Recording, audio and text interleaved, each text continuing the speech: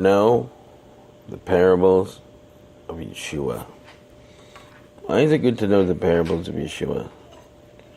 9 times out of 10, if you look at them, he's been specifically going through them. And we'll get into this pretty quickly.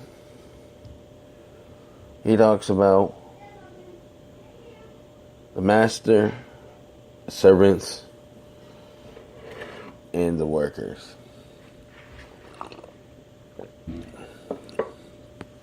Okay, what does it say?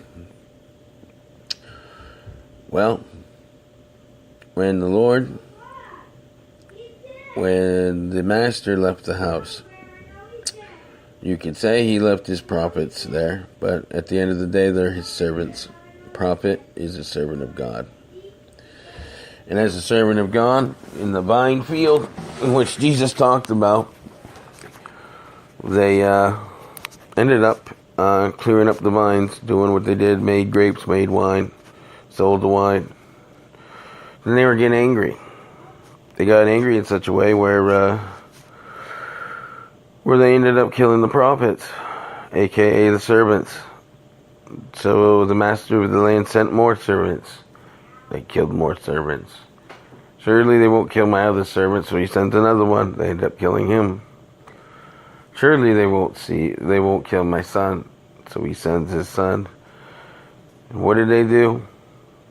Surely if we kill the son, we will own the master's property. We will send no other. Well, master sent the son. They killed the son. Okay, you might ask me, why am I telling you this? Yahweh owns the world. He sent his prophets continually beforehand. And their forefathers killed them. You might ask, well, how does that relate to today? Well, very simple. When we go back to family, which I've talked about before, we talk about the bloodline, we talk about generations, then you hit Jesus. The master sent his son.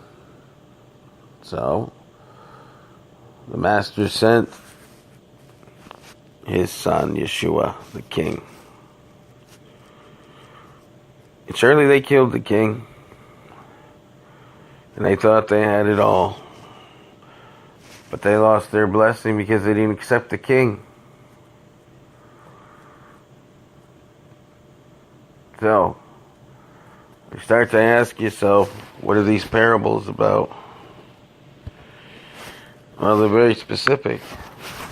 Not only are they specific, they're in such a manner that it's all entwined together. You got it when it talks about planting seed. You plant the seed in here, you plant the seed here, and you plant the seed here. 20, 30, 40, 60, 90, 110, 130 fold. It's about planting it in good soil. A bad tree cannot produce good fruit, and a good tree cannot produce bad fruit. So what you might be asking is, what am I getting at here? These are the parables Yahshua talked about. He cursed the tree that didn't have good fruit on it. Period. And it shriveled up and died. Goes back to the power of the tongue. So at the end of the day, everything that's going on with this rope wraps together. The beginning to the end and the end to the beginning. Once you know the power in which everything is established, who you are, what you know, so you start seeing these things in a different mind when you start fasting and praying. When you do a lot of fasting and praying, you see this. You see answered prayer.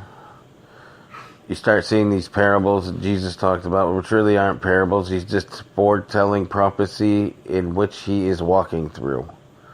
Rather they knew it or they not.